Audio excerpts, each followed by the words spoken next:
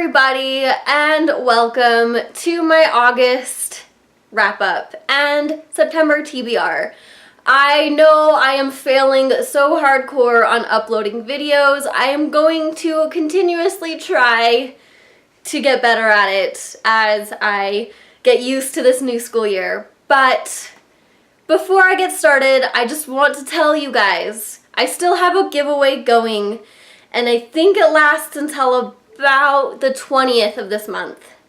So please, if you want free $20 gift card to Amazon or $20 to the book depository, please enter. Go watch my giveaway video and listen to me gush about booktubers and other YouTubers that I'm just so grateful for, because I know you want free swag. So go and do it. Anyway, so now let's just get right into my August wrap-up. So the first book I finished was A Darker Shade of Magic by V.E. Schwab. I know it took me several months to actually read this because I kept getting notifications on my Overdrive app saying I had books ready, and so I just dove right into those books, and I just kind of put A Darker Shade of Magic on the back burner, even though I really enjoyed the story and the premise and the idea of this interdimensional travel and there being 4 different types of Londons and all this like magic and stuff going on. And then you have, you know, a girl who wants to be a pirate. Her aspiration is to be a pirate. That is Lila Bard. It was great, and I really did love the story, and I'm really excited to see kind of what V. Schwab does next.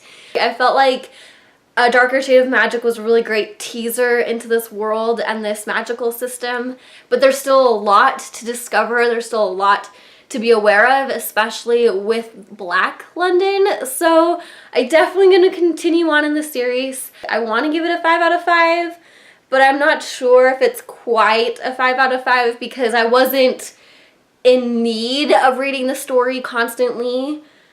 And so I think I'm gonna actually give it maybe a 4.75 out of 5. And then the next book I finished, which took a majority of August, I struggled with getting through this. It's a very, very large book, and that is A Court of Wings and Ruin by Sarah J. Maas. This is the 3rd book in her A Court of Thorns and Roses series. I know there's gonna be, I think, 2 other books in the series, but this book was confirmed to conclude Feyre and Rhysand's story. So much stuff happened. I know I cried quite a bit at the end, and if you've read this book, you understand why. But it was a very nice wrap-up of the story. I didn't feel like things ended too abruptly. I feel like the build-up was great.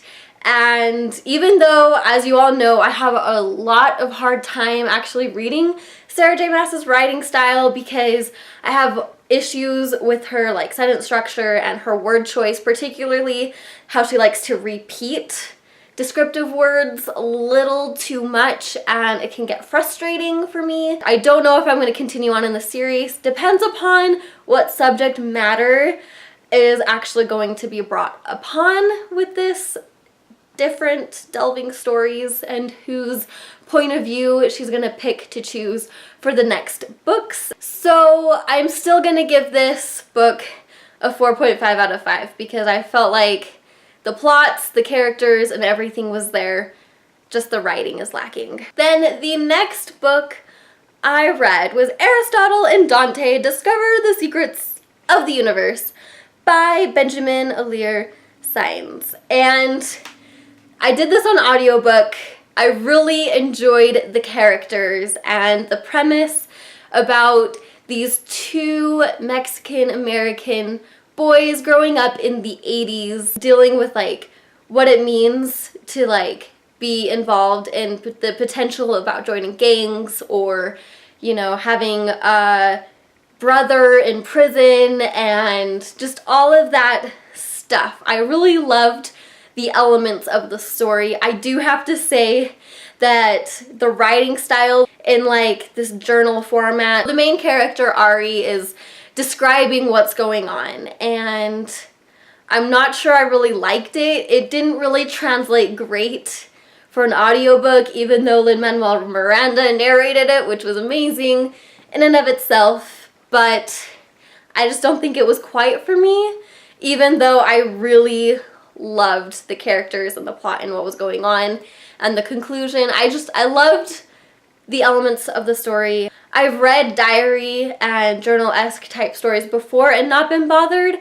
I just wonder if this maybe wasn't quite my style, and so I'm giving it a 3.5 out of 5. And then after that, I finished The Rose and the Dagger by Renee Ahdieh. This is the second and final book in The Wrath and the Dawn, which is a 1001 Nights retelling. I definitely really enjoyed the story and just how this buildup of this war happens and the conclusion of it. I felt like I was really struggling, like I wanted to finish the story. It definitely had that drive, that pull for me, and I really wanted to know what was going to happen with the characters. A lot of the issues I had with the first book wasn't addressed. Essentially, it alludes to this kind of rapey, creepy scene in the first book, and it really didn't sit well with me, and I wish that the second book would have kind of addressed it more, but it didn't happen, and that's fine, especially because I still really wanted to know a lot about how the story concluded. So I'm still gonna rate this one pretty high. I think I'm gonna give it a 4.25 out of 5, and, you know, just deal with, you know, my issues of the first book on my own time. So the last book I read in August, which brings me to a total of 5 books, was Simon versus the Homo Sapiens Agenda by Becky Albertalli. I know this is gonna be a movie coming up shortly. I don't exactly know when, but basically this is another book that I got on audio and I absolutely loved it. I just wanted to sit down and finish this book, and I felt the need to read and figure out what was going on and how Simon was going to deal with all this stuff that was, you know, put upon him. And just the basic premise is Simon is a closeted gay, and somebody basically looks at his emails and finds out and then holds it over him because he wants Simon to get his friend, that's a girl, to go out with him. And yeah, so being blackmailed is great. This is told in a series of emails as well, and I really loved that communication between Simon and Blue, and it was great trying to guess who Blue is because they're both emailing each other anonymously. I really can't say anything anymore about my love for the story except that I love this and I love the audiobook so much that I actually ended up buying the book. So I actually have a copy and I'm gonna hold on to it so dearly because I really love this story and it is definitely a 5 out of 5 read for me. And so those obviously 5 books I read, and in September I'm getting a better handle on my studies. We'll see how much time I have because I have so much driving time. I drive seriously almost 2 hours a day. Let that kind of sink in for you guys. And if you have a great audiobook like out there that you really think is great, let me know in the comments down below and I will request it ASAP from my library because I love listening to audiobooks on the drive. It really kind of puts me in the driving zone, and I also like it because it helps boost up my reading numbers so much better because sometimes I don't have time to sit down and read a book, especially when I'm at school 6 days a week and I work 4 days a week, and it's so much easier and so much simpler to do audiobooks. So currently the audiobook I am listening to is Black Iris by Leah Rader. This is a very, very crazy story about a girl who's not a reliable narrator at all. She has a borderline personality disorder, she's a drug addict, and she has all this obsessive compulsive tendencies. And the narration is interesting. Like, I really like the flow of the writing, but on audiobook it's difficult because they jump around dates. Like, you're in the present and then you're in the past and it goes back and forth, which is a little confusing, but I'm just kind of taking it for the ride. Essentially, the main character is Lainey, and she has this grudge against some character. I'm still finding out the little kinks and stuff in the book, but she's going to seek revenge on this guy for completely trashing her and bullying her in high school, and she's gonna seek out the help of her friends to do so. I haven't quite found out a lot about the story other than that.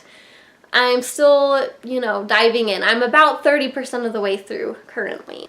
Another book that I started reading at the end of August, and guys, I already finished it because I couldn't not stop reading it, was The Martian by Andy Weir.